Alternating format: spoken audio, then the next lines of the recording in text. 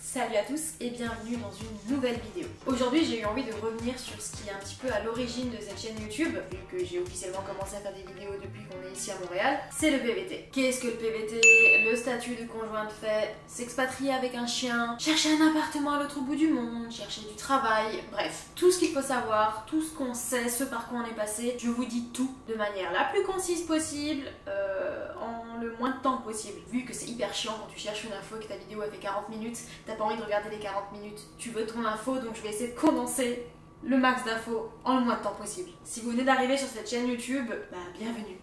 Je suis arrivée à Montréal avec mon mec et mon chien le 31 août 2023 et en gros dans cette vidéo je vous dis tout sur l'expatriation au Canada dans le cadre d'un PVT. Disclaimer, je vais bien évidemment parler de notre expérience personnelle, de ce qu'on a vécu, donc tout ne s'applique pas à tout le monde. Voilà, mais si vous vous reconnaissez dans certaines situations, ça peut peut-être vous aider. Voilà, c'est parti. PVT, permis vacances-travail, c'est un permis qui est délivré aux jeunes travailleurs donc entre 18 et 35 ans et qui leur permet en fait de venir vivre, travailler et voyager au Canada dans ce qu'on appelle l'expérience internationale Canada, donc c'est l'EIC. Comment l'obtenir? Il faut faire sa demande sur le site du gouvernement canadien, canada.ca. Site qui n'est absolument pas user-friendly. Mais comme je suis sympa, je me suis dit que j'allais vous faire le chemin. Vous allez sur canada.ca, vous cliquez sur immigration et citoyenneté, vous descendez et cliquez sur travailler, puis sur voyager et travailler au Canada en tant que jeune, puis vous descendez encore et vérifiez si vous êtes admissible. C'est exactement noté comme ça. Et si vous l'êtes, vous pouvez commencer la procédure, créer votre profil et attendre d'être tiré au sort.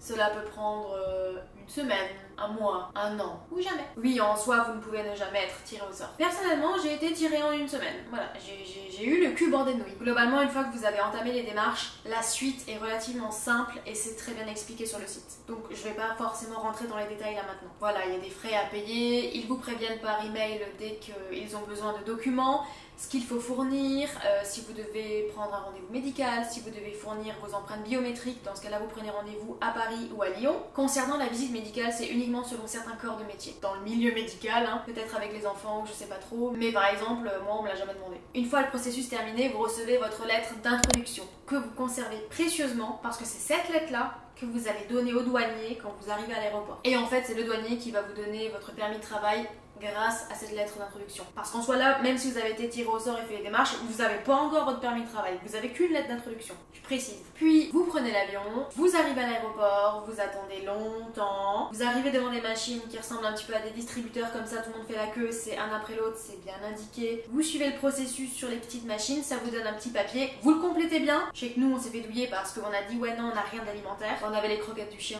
C'est alimentaire. Puis vous continuez, vous allez encore une fois faire la queue comme à la boucherie et on va vous appeler pour finalement passer devant le douanier qui vous donnera les papiers. 5 heures plus tard, c'est le temps qu'on a attendu, le douanier vous appelle, vous allez le voir, vous lui dites pourquoi vous êtes là et vous lui présentez les documents suivants. La lettre d'introduction, le passeport et l'assurance santé. Personnellement, moi j'ai pris Globe PVT, c'est ce que tout le monde prend.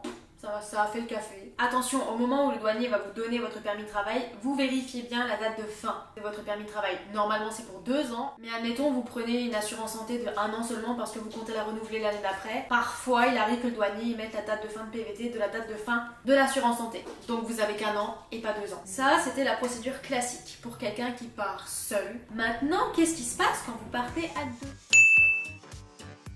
Si vous venez seul, clairement, passez cette étape, allez juste à la timeline qui s'affiche quelque part, là, je sais pas où je vais la mettre, honnêtement. Si vous partez avec votre conjoint et que seulement l'un d'entre vous a été tiré au sort, restez. Cette partie peut peut-être vous intéresser. Dans un couple, si l'un des deux a été tiré au sort, l'autre peut quand même l'accompagner et par la suite se greffer sur son PVT. Il va pouvoir demander un PTO, donc c'est un permis de travail ouvert, qui en gros aura la même constitution que le PVT du conjoint. Donc en gros, si un peut pas bosser dans le milieu médical, l'autre il pourra pas. S'il ne fait pas la visite médicale, faut qu'il redemande après la même date de fin et également le fait que ce soit un permis de travail ouvert qui lui permet en fait de travailler pour n'importe quel employeur ici au Canada. Pour obtenir son PTO, il faut justifier ce statut de conjoint de fait parce que sinon tu peux venir avec ton meilleur pote, lui taper ton plus beau patin devant le douanier, ça passe aussi, mais non, c'est pas comme ça que ça marche. Le statut de conjoint de fait se justifie par minimum 1 an de vie commune consécutive dans l'année qui précède en fait votre arrivée sur le territoire. Pour justifier cela, vous pouvez donc présenter plusieurs documents, comme par exemple des factures en commun à la même adresse, Ou alors, si vous avez fait comme nous, en mode chacun paye ses factures mais à la même adresse, au moins avoir les factures avec le nom de l'un, le nom de l'autre,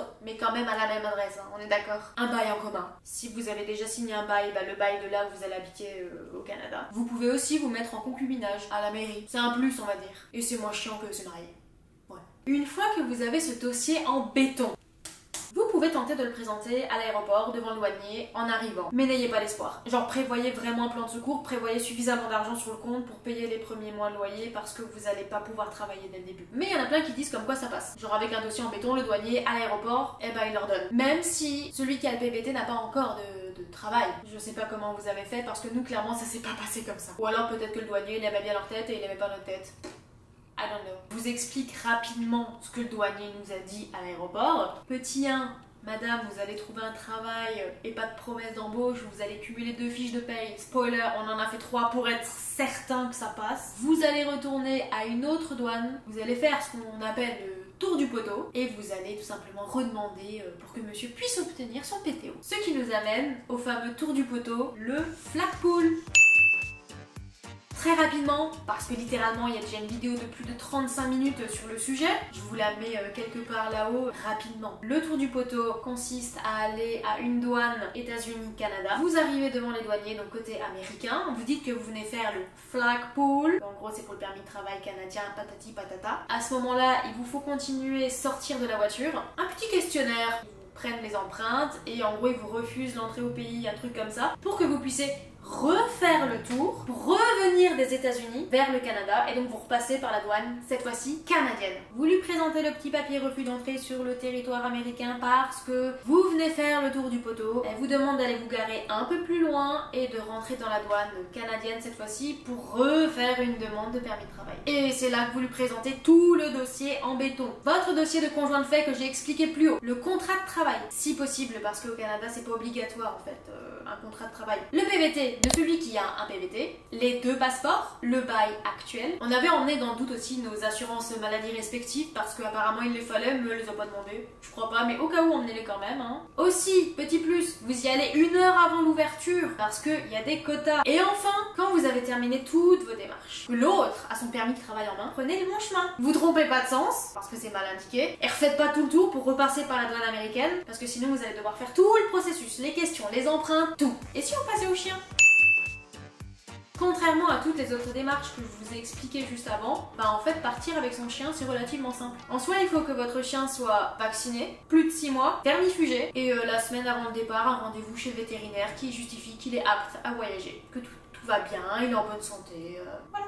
En gros, pour emmener votre chien au Canada, globalement, aucun stress. Là où ça se complique, c'est une fois sur place. Premier point, il faut savoir qu'au Canada, les chiens doivent être stérilisés. Sauf si c'est des chiens pure race, loft, / reproducteurs. Pour tout ce qui concerne chercher un appartement, aller dans un restaurant, un bar, un café, prendre le bus. Quoique le bus, j'ai des doutes, maintenant il y a une loi qui est passée récemment, mais c'est muselière pour tous les chiens. Pareil, le métro, c'est pas le cas quand on est arrivé. Aller dans certains endroits, parfois même certains parcs naturels où il y a des zones où tu peux pas emmener ton chien, bref c'est une catastrophe. On peut emmener Nox quasiment nulle part. Alors oui, il y a toujours des petites exceptions où vous pouvez y aller, l'emmener, mais honnêtement tu les comptes sur tes doigts de la main, il n'y en a pas tant que ça, et si vous en avez d'ailleurs dites-les en commentaire parce que moi je galère à trouver des adresses où je peux aller avec mon chien. Ce qui nous amène à un autre sujet assez sympa, c'est-à-dire chercher un appartement.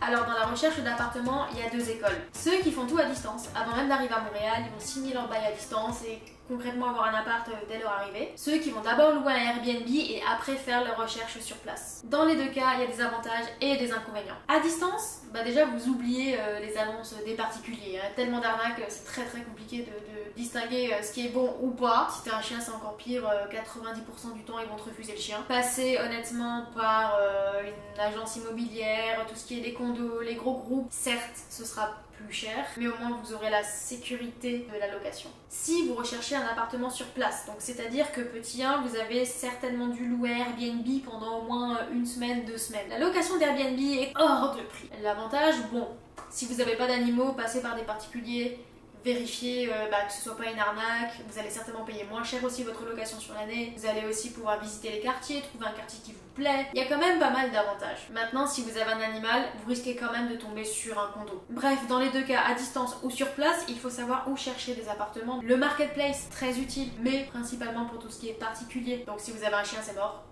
Kijiji, apparemment c'est très bien, très utilisé ici, aussi beaucoup d'annonces de particuliers. Le site Centris, en gros nous on a principalement trouvé sur ce site là, très bien fait mais majoritairement des condos. Les sites tout simplement des gros groupes immobiliers genre Cogir par exemple. Autre conseil, quand vous tombez sur une annonce, prenez le numéro de téléphone s'il y a et appelez sur WhatsApp directement, ça fonctionne énormément comme ça. Sinon vous pouvez aussi faire appel à un courtier immobilier, ça ne vous coûte rien, ils sont là pour vous aider dans vos recherches et vous trouver votre appartement. Dernier point concernant la location d'appartement, faites attention quand vous signez des demandes de location parce que la plupart du temps, si votre dossier est accepté, vous engagez à signer le bail cash après. Si vous faites plusieurs demandes de location et que vous gérez mal votre timing, vous pouvez vous retrouver avec 2 appartements. Ça nous arrive aussi. L'avantage c'est qu'on a quand même réussi à annuler un parce qu'en fait il y avait un gros groupe IMO, il y avait une petite particulière de cessation de bail. Du coup on lui a dit t'es bien mignonne mais là en l'occurrence ciao.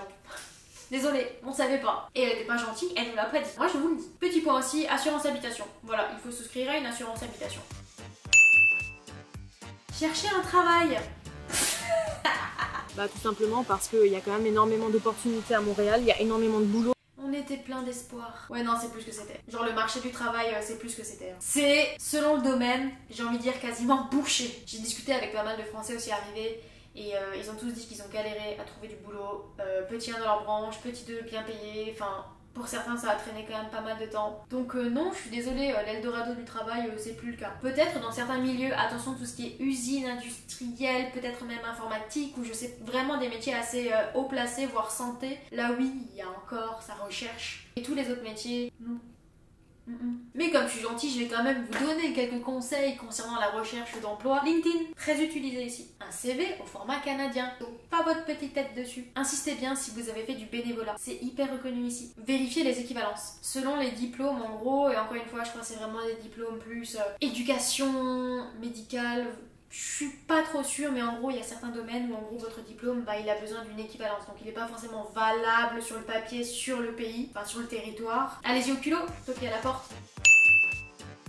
Dernier point, si vous comptez venir travailler au Canada, il y a d'autres petits trucs à mettre en place assez rapidement, j'ai envie de dire. Dès que vous arrivez, vous faites votre NAS. C'est le numéro d'assurance sociale. J'insiste là-dessus parce que moi personne me l'a dit. Et peu de temps avant que je commence à travailler, en gros mon premier employeur m'a demandé mon numéro et moi je donne mon PVC en mode mais c'est pas ça le NAS. Personne me l'a dit à aucun moment à la douane, n'importe on m'a dit de faire mon NAS. Et je m'étais quand même vachement bien renseignée, hein. Je savais pas, donc faites votre NAS. Comment faire son NAS? Vous allez dans un centre Service Canada. Pour trouver les adresses, voilà, vous allez sur canada.ca, c'est très bien expliqué. Vous tapez dans la barre de recherche le numéro d'assurance sociale et en gros ça vous donne les différents centres de service où vous pouvez aller. Il y en a qui prennent rendez-vous en avance sur le site, perso moi j'ai pas fait ça, hein. J'y suis allée directement et basta. Vous y allez avec votre permis de travail, votre passeport, le bail je crois, si je dis pas de bêtises, et l'assurance santé je sais plus s'il fallait l'emmener. Moi j'emmenais tout à chaque fois. Autre conseil, par exemple, si votre centre de service ferme à 17h, n'y allez pas à 16h. Allez-y à midi, 13h, un truc comme ça. Parce que moi j'y suis allée, il y avait une queue. Et littéralement, je suis la dernière qui est passée pour faire mon NAS. Tous ceux qui étaient derrière moi, là, ils ont été refusés. Ensuite, numéro canadien. Apparemment, il y a des applications pour faire un numéro. Concrètement, nous, on s'est pas trop embêtés. On est allé chez Virgin parce qu'on voulait aussi avoir internet. Il y en a plein d'autres. Il y a Vidéotron, voilà, qui est très bien aussi, je crois. Mais voilà. Vous allez où vous voulez, j'ai envie de dire. Mais prenez un numéro canadien parce que pour trouver du travail, dans votre CV avec un numéro français, les gens ils vont se dire c'est mieux avec un numéro canadien. Ouvrez le plus tôt possible un compte bancaire canadien parce que dès que vous allez commencer à travailler, il faut bien que vous recevez l'argent sur votre compte et concrètement une entreprise d'ici va pas vous verser sur votre compte français, hein, va vous verser sur votre compte d'ici. Personnellement, nous on a souscrit avec Desjardins. Ce qui était bien avec eux, c'est qu'en gros moi j'ai fait les démarches bien avant et j'ai pris rendez-vous je crois quelques jours après mon arrivée à Montréal déjà avec ma conseillère pour qu'elle m'ouvre directement mon compte officiellement et qu'elle me donne ma carte de débit et par la suite qu'elle m'envoie ma carte de crédit. C'est une fin de vidéo.